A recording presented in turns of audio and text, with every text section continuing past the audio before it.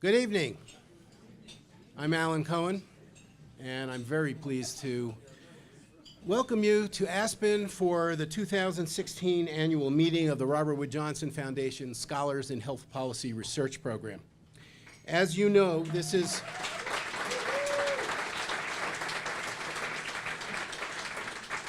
the 22nd and final annual meeting of the Scholars Program. In some ways, it's hard to believe that so much time has passed since the program's first annual meeting more than 2 decades ago in Scottsdale, Arizona. That first meeting in April 1995, which brought together the first 2 cohorts of the scholars from the original 3 sites, Berkeley, UCSF, Michigan, and Yale, was modeled after the annual meeting of the Foundation's Clinical Scholars Program. We tried to emulate the structure, format, and ambiance of the Clinical Scholars meeting. We chose a ritzy venue, the Scottsdale Conference Center, which had just completed a multi-million-dollar renovation. We arranged for the entire group to visit a local comedy club. The headliner was the actor who had played Biff Tannen in the Back to the Future films. Now, you remember Biff, the guy who was always buried under a pile of manure in 3 films. And we had a Southwestern-themed dinner, complete with a strolling mariachi band that serenaded us, courtesy of the Conference Center's CEO, who just happened to be a trustee of Boston University. And although most attendees gave the meeting reasonably good reviews, the experience taught us several valuable lessons about our program's evolving culture and how to plan for future meetings. First, don't hold the meeting in April when both scholars and faculty members are preoccupied with other things. Move it to late May or early June so as to give scholars adequate time to complete their research projects and to maximize faculty attendance at the meeting. Second, dispense with the planned entertainment. Let the scholars and faculty create their own entertainment, which later took shape in the form of late-night poker games instigated and led by the Michigan Mafia. Third, never, ever allow program participants to wear cowboy hats and bandanas again. By the way, Bill Encinosa was the only one who looked good in that. If you're trying to picture this, just turn to page 7 of the Shutterfly book and let your imaginations run wild. Last, because several scholars voiced concerns that the plush surroundings were out of step with a philanthropy like RWJF that prided itself on addressing the health needs of low-income populations, we decided to move the meeting to a venue that didn't exude opulence, but was comfortable and scenic, with a campus-like feel that more closely fit the ethos of the program's academic community. There were surprisingly few venues that met these specifications, but we were fortunate to find the Aspen Institute, as this place was known in those days. Now, the city of Aspen is quite affluent, as you know, but the meeting venue here at the Meadows is modest compared to our early experience at Scottsdale. When we arrived in 1996, we found Aspen to be more beautiful than we had imagined, and it soon became extremely popular with program participants. The Bauhaus-style guest rooms, though a bit Spartan and seemingly dated in their furnishings, were actually, by design, very comfortable, quite large, and efficient. I recall one scholar in an early cohort commenting that he could house a family of 4 in his room, and he was willing to do it as long as we could find low-income people in town. Now, meeting participants also were quite taken with the comfort and quality of the meeting rooms, the quality and variety of the cuisine, and the beauty of the surroundings.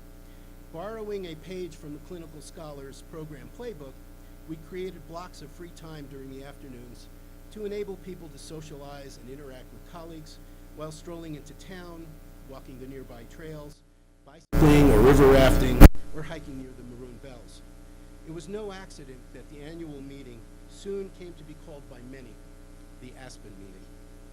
It was here that we experimented early on with different types of sessions, ranging from disciplinary roundtables and alumni research panels to journal editor panels and invited guest speakers. Reactions to these experiments often were bimodal. People either loved or hated them. After a few years, though, it became evident that the scholars themselves preferred a format that showcased their work. So we settled on the now time-honored formula of all scholars all the time, in which the meeting was devoted entirely to the scholars' research presentations, with ample free time for collegial networking in between sessions. From 1996 until 2009, we met here 14 consecutive times. It took an economic downturn, coupled with a foundation-imposed no-fly zone order, to keep us away. From 2010 through 2015, we traveled each year to a different location. La Jolla, California, a nice place, but it too joined the no-fly list soon afterward. Leesburg, Virginia, serviceable, but nothing spectacular. Princeton, New Jersey, convenient to the foundation, but lacking the scenery and amenities of many other places. Indianapolis, Indiana, what a surprise. Great food in a very nice hotel in a pleasant city. And my personal favorite, Itasca, Illinois. A noisy air conditioner in the auditorium, no real place to take a walk, and subpar food. But at least no one bowled alone. After the travel restrictions were lifted, we met last year in Coronado, California, perhaps the best venue during our nomadic period. But all the while, people still yearned for a return to Aspen. Well, that day has finally come, and as Ruben Rumbot is fond of saying, quote, keep calm, from Coronado to Colorado. The program has finally landed. So you also might say that we've saved the very best for last, but you can judge for yourself over the next 2 days. No matter how you look at it, we're back in Aspen for the 15th and final time, and we're looking forward to another great meeting. Now, despite having had only one cohort of scholars in residence during the final year, we in the NPO have worked hard to keep the faith with them and with all alumni by maintaining and strengthening the community of scholars that we collectively have built and nurtured over the past quarter century. Together with the 3 program sites, we've done our best to make this final year a memorable one.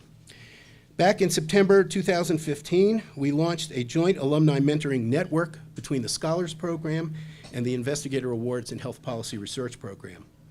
The aim of the network has been to enable scholar alumni to link with senior scholars or investigators who generously provide mentoring and career counseling.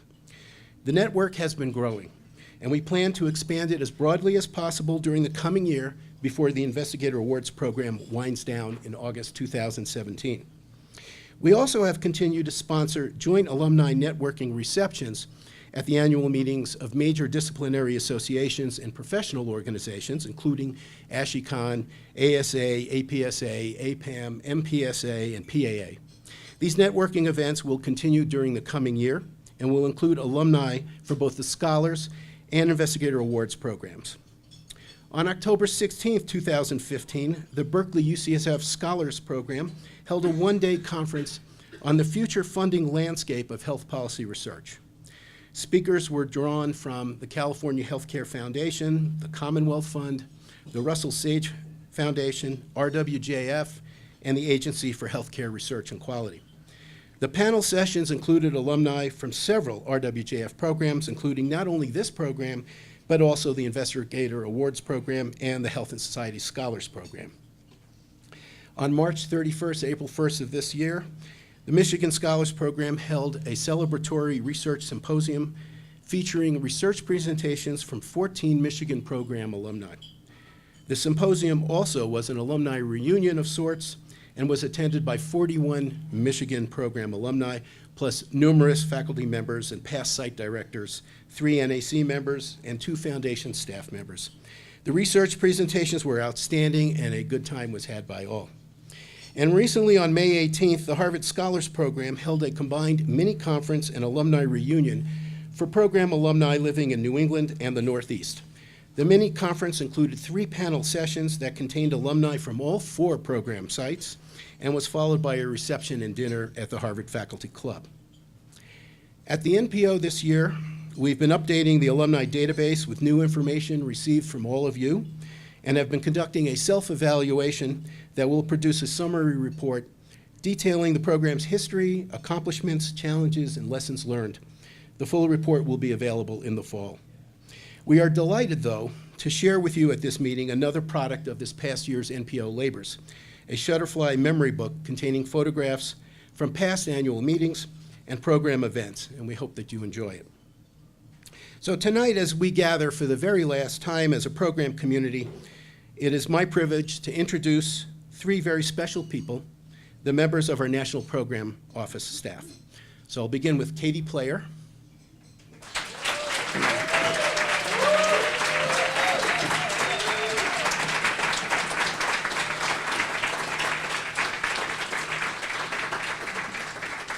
Katie is the Deputy Director for the Scholars Program, as you all know. Katie has served in this capacity for the past 9 years, and I do not exaggerate when I say that the NPO would crumble without her. She does so many things, large and small, for the program, and does them so well that her contributions are simply golden, and she will be sorely missed after the program closes. Jed Horwitz.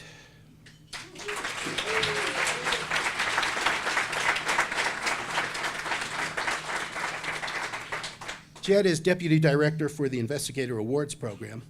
Although he has served in that capacity only since 2013, when our office assumed leadership responsibility for the Investigator Awards Program, his involvement with the Scholars Program also dates back 9 years, when he first served as the program's research analyst. Over the coming final year of the Investigator Awards Program, he will oversee activities that have been jointly conducted with the Scholars Program, such as the alumni networking receptions at professional meetings and the joint alumni mentoring network. And meet the newest member of our NPO team, Tracy Brown.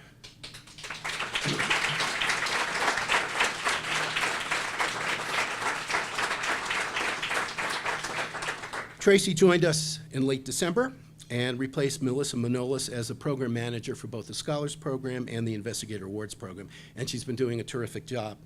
This is her first, and unfortunately also her last, annual meeting of the program, but she's taking everything in stride. She'll be working with Jed and me over the coming year to keep everyone informed about program alumni news, accomplishments, and networking events.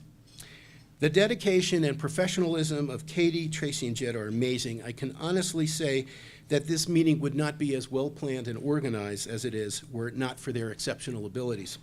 Feel free to seek them out if there's anything that they can help you with over the next 2 days. We're delighted to have two foundation officers with us for this final meeting, and you will be hearing from both of them over the next 2 days. First, I'd like to introduce Lori Melliker.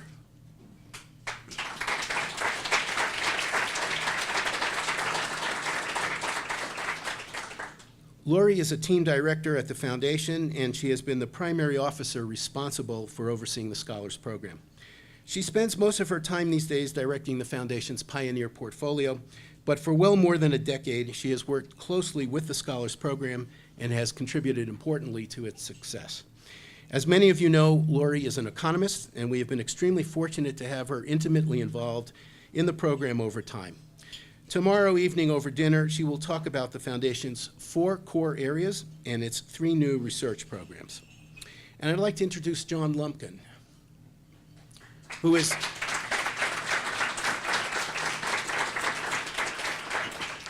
John is Senior Vice President and Director of Targeted Teams at the Foundation. He has attended several past annual meetings, and we're glad to see him here once again. Tomorrow evening, following Lori's talk, he will bid farewell to the scholars and alumni, telling them about life with RWJF after the program ends. I don't know exactly what he plans to say, but if I were to guess, it would likely be a cross between Rihanna's hit song, Farewell, and the Jackson 5's Never Can Say Goodbye. And you thought that we exaggerated when we told you that you would be part of the Foundation's family for life. So you'll hear more from John about that. There are 3 honored guests that I'd like to welcome back to Aspen, and I'd like each to take a bow. First is Jim Marone.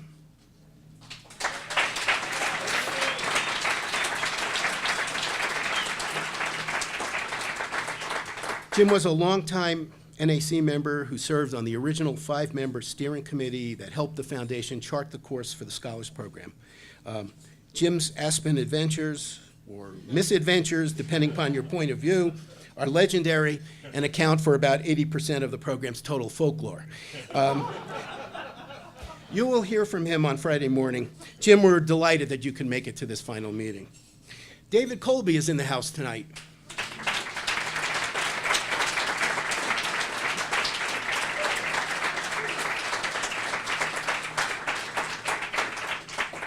can sit down now. David formerly was Vice President for Policy, and before that, Vice President for Research and Evaluation at the Foundation. For many years preceding Lori, he was the principal officer responsible for overseeing the program. You'll also hear from him on Friday morning. David, it's great to see you again at an annual meeting. And back by popular demand is Eileen Connor.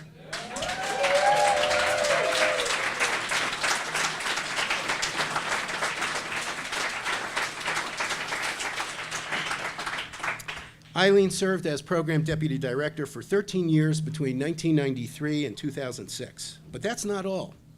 She came out of retirement in 2007 to help me recruit Katie, Melissa, and Jed to the MPO, thereby saving the program from disaster and preserving my sanity. I'm sure that if we had asked her to come out of retirement yet again, she'd do it, just like Larry Holmes or Brett Favre. But she's having way too much fun with her grandchildren to seriously entertain such thoughts. Eileen, welcome back. We're thrilled to have you here.